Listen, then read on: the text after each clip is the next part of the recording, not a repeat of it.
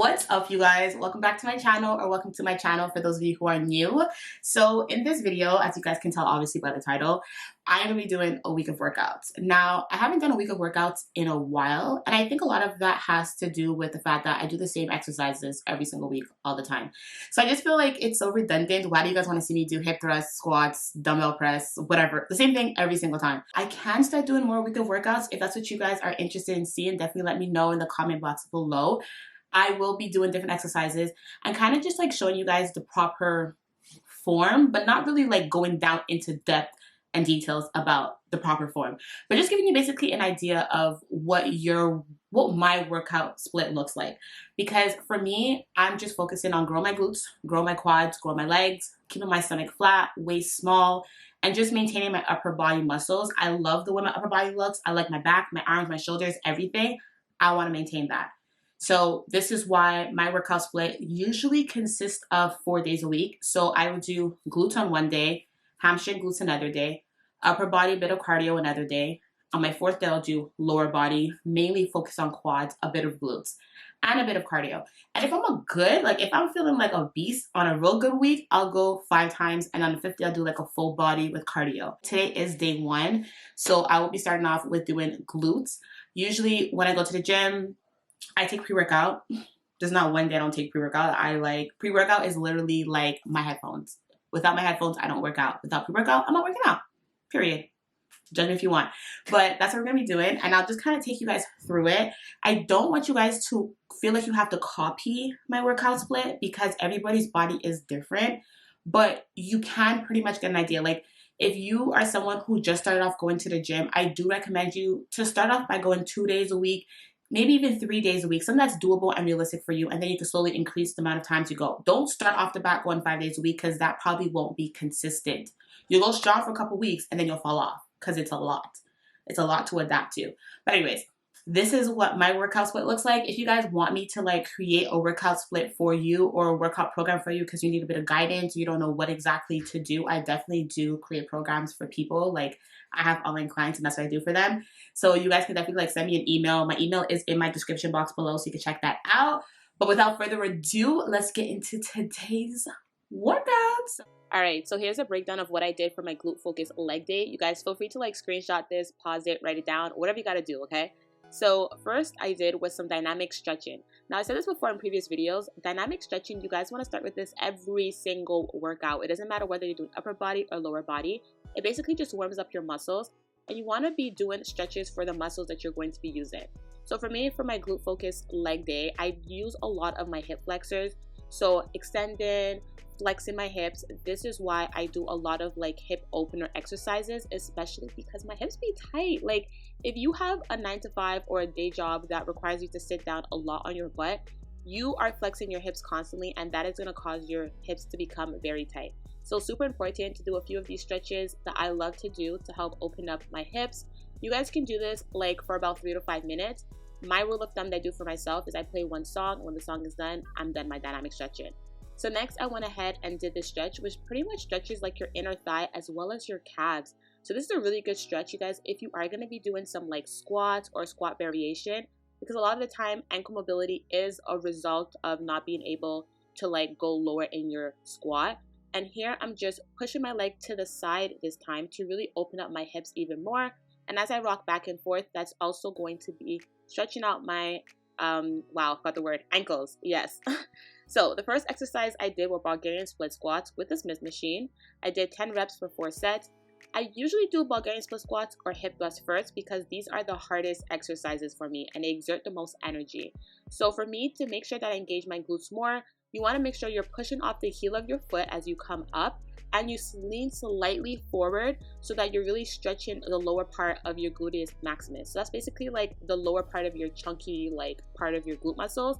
Basically, in other words, like to lift your butt. That's the simplest way to put it, honestly. And so I do on both legs. And ideally, I like to start with my weaker leg. So I put my weaker leg, which is usually my left leg, in front first, do that, and then switch over with my right leg because the second leg is always going to be harder. So why are you going to put yourself at a disadvantage by using your weaker leg when it's going to be harder? You know what I mean? So might as well just use your stronger leg.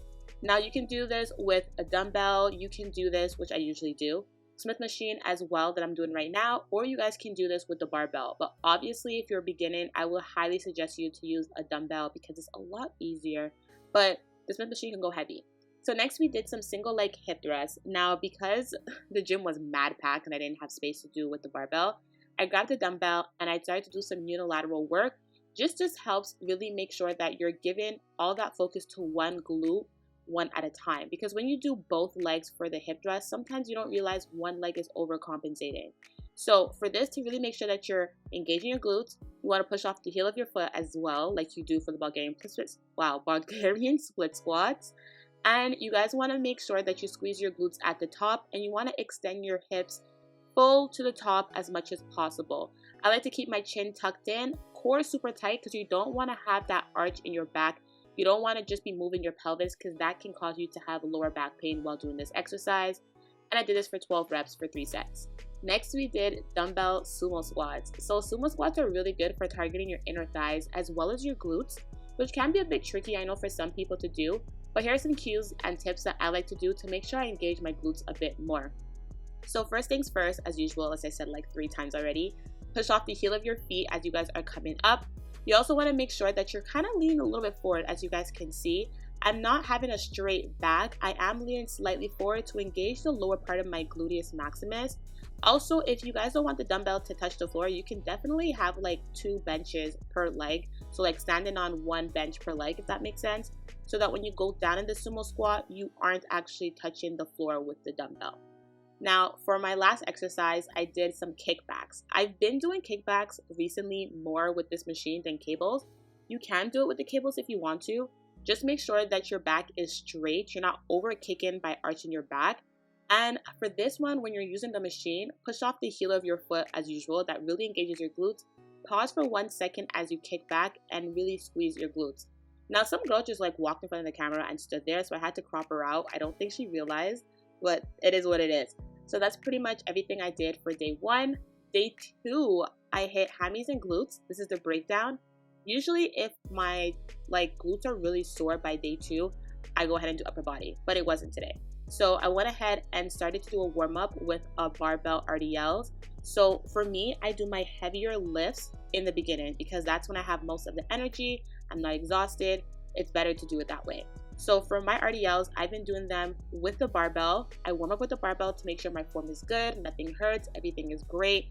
Just get those muscles warmed up and pumped up and that muscle to mind connection. Then I go in with the big weights. Now you can do RDLs with the dumbbell. You don't necessarily have to do it with the barbell, but I like doing it with the barbell because you can add more weight to this. Now with RDLs, to engage your glutes more, you have to bend your knees a bit.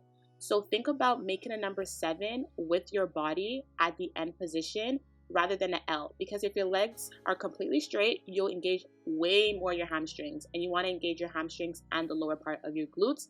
You don't have to go as far back as I'm going, just as far back as your hips can go. So for some people, that means the barbell goes just a bit below your knees, and that's perfectly fine. It's all about hip mobility.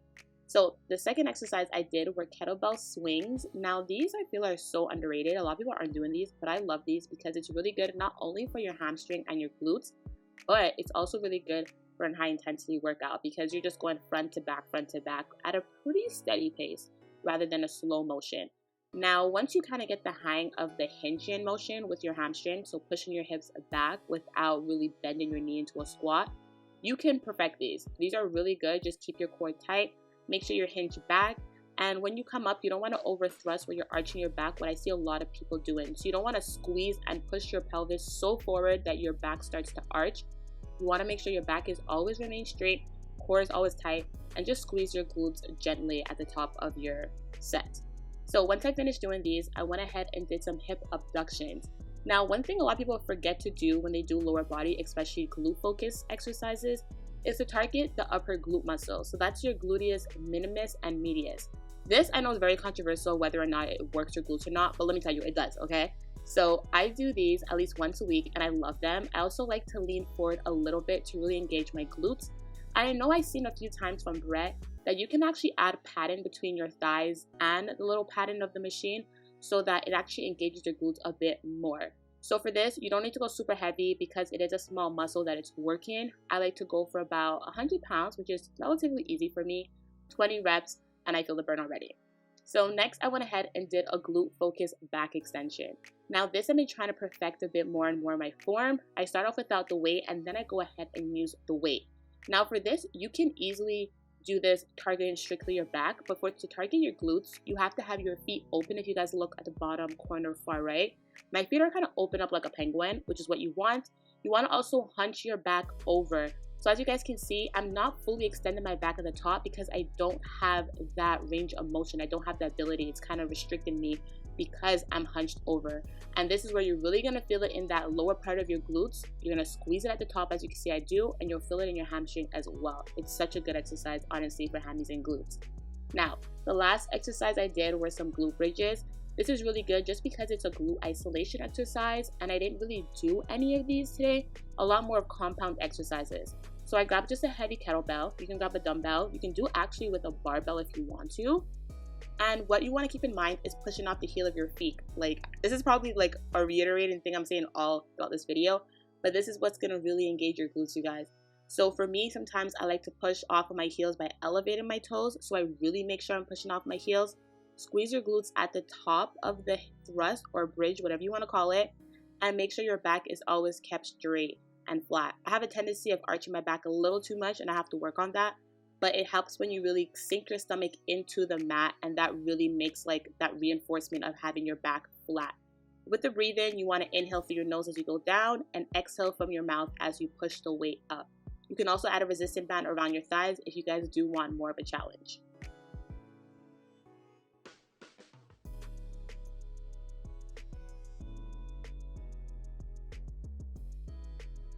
Alright, day 3. So day 3 I usually hit upper body day, and on my upper body days I usually hit every single upper body muscle. Well, the major ones. So my bicep, tricep, back, shoulders, chest sometimes, just because I have one upper body day a week. So what I start off with is my heavy lift, which is bent over rows. I like to start off with a warm-up of just the barbell because I like to make sure that I have the proper form and I'm not feeling it in my lower back, but in my upper back and my lats, as well as a little bit in my hamstrings, because I like to really hinge my hips further possible more than others, just to really ensure that, you know, I don't feel it in my lower back. So once I feel good and warmed up, I go ahead and add the weight. I am doing an overhand, so I do go a little bit lighter with that. What you guys want to make sure though, to make sure you're engaging your lats, is to pull the bar towards your hips, so where you kind of fold over. Try not to swing too much forward, but really brace yourself and ground yourself into the floor. It can get heavy and hard, but trust me, just go light until you got a good form. Next, I did some bicep curls. Now, bicep curls, you don't have to do this with the barbell, okay? The barbell is heavy, it's 45 pounds. You guys can do this with a dumbbell if you want to, or like a fixed dumbbell or an EZ bar. It's anything lighter than this. But you want to keep in mind you're flexing and extending your elbows. So as you guys can see, my arm is not swinging back and front. My elbow is just bending and extending, and it's basically my forearm that's doing all the movement. Now you want to keep your core tight and you don't want to rock too much. You will rock a little bit as it gets heavier, because as you guys can see here, it's getting heavier. I'm taking my time between each rep, but I am not using momentum. I'm using my bicep muscles to pull the bar up. So once I finished doing my bicep curls, I went ahead and did some unilateral shoulder press. Now this I do is because, listen, I know my right shoulder is a lot stronger than my left shoulder, which is completely normal because I'm right-handed. And usually when you're right-handed or you're left-handed, whichever dominant side you are, you tend to use that more on an everyday basis, which obviously strengthens it. So for this, I like to do unilateral work to strengthen that imbalance and to fix that imbalance is more so what I want to say. But few things you guys want to keep in mind. First and foremost, you want to make sure your shoulder is a bit behind your elbow. So you want to make sure your elbow comes a bit forward towards your chest and it's not aligned with your shoulder, because that puts a lot of strain on your back and you don't want that. Another thing is control of the weight. You guys want to make sure that when you bring the weight down, you're slowly controlling it and you're not dropping your elbow way below your shoulder, because then that's when you're releasing all the tension and you're not really engaging your muscles as much. So take your time, go super light if you have to. If using 2 is hard because of that coordination, go 1 at a time. This is what I do with my clients. You take our time. Sometimes you can use a bench where you're sitting against it so your back is kept straight, and just focus on you. Record yourself if you have to make sure your form is good. Don't worry about it. Take your time. The next exercise I did were tricep extensions. Now this is really good to isolate your tricep muscle, which is basically your muscle behind your bicep, in case you guys didn't know. So with this, you're basically doing a flexion and an extension of your elbow. So kind of like a bicep curl if you think about it, but your arms are just placed above your head. So this is how you're able to engage your tricep, because if my arms were by my waist and doing the same movement, it would engage my biceps. Hope that makes sense. So I did this for 10 reps and I wasn't liking it. So I switched it up. I did skull crusher. Basically, it does the same thing. It isolates my triceps. I did this for 2 sets now for 15 reps. And you guys, this is a burner, okay? It's such a burner. It's the same concept. You're flexing and extending your elbows. Your arms are placed kind of like at a slant. If you look at it when I straighten out my arms, they're not straight above my shoulder, but more at a slant towards my head. Now, one thing with this, you want to be careful. You don't want to hit your head with a dumbbell. I know that sounds so dumb, like duh, but a lot of people tend to do that. And you also want to make sure that your back is kept sunken to the ground, to the bench, to the mat, whatever you're laying back on, because you don't want to have your back arched. Now, to end off my upper body day, I went on the Stairmaster for 15 minutes, a speed of 4, steady speed. I didn't switch it up. And I tend to watch some YouTube videos. So here I'm watching Tashana, because for me, that just makes the time go by way faster. You guys can download a YouTube video, I think that's possible, or even like a Netflix series to pass the time if you don't have free Wi-Fi at your gym. And that's everything I did for day 3. All right, day 4. So this is my last day of my week of workouts. This is a quad focus leg day. So I started off with doing some back squats with the barbell. Now, if you're a beginner, do not use this. I advise you to use a Smith machine because it helps you and it assists you. It puts your body kind of into the form of the squat. Now, with the barbell back squats, a few things you want to keep in mind. You want to really brace your core. So you want to breathe in from your diaphragm, your stomach, before going down. When you go down, you want to go as back and as low as you possibly can go. A squat is not a good squat because you can go ass to grass. A squat's a good squat because you can go as far as your hips allow you to go. Now for me, I have to be careful with my elbows. As you guys can pay attention here, I kind of bring my elbows inwards towards my stomach. I'm really trying to work on that because I don't know why I do that. But those are the few cute tips you guys want to keep in mind for back squats. Next, I did sumo deadlifts, which are probably one of my favorite form of deadlifts. These are really good to target your upper glutes as well as your inner thigh and a bit of your quads as well. Now, a few things you guys want to keep in mind for sumo deadlifts. When you start, you want to make sure that you're always pulling the slack, so shoulders back, core tight, and then you want to lift by pushing your feet through the ground and lifting your hips up at the floor. So you're kind of doing like opposite movements up and down. One thing I'm doing wrong here that I'm noticing now is I'm dropping my hips way too low. So when you guys start, you don't want to have your hips that parallel with your knees, as you see here. You want to have your hips a bit higher because you can definitely strain your like hips, upper glutes area, and that's not fun.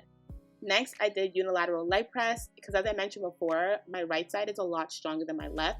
So this just helps fix that imbalance. And sometimes I like to do more reps on my weaker leg or another set on my weaker leg just to really improve that imbalance. So with this, to engage my glutes more, I'm actually placing my foot higher up and really pushing off of my heel. So if you look real close, you guys can see that my toes are actually like off of the platform. So that really means I'm pushing I'm pushing off of my heel of my foot, and I'm not locking out my knees. I actually have some control and a slight little bend at my knee every single time I push back.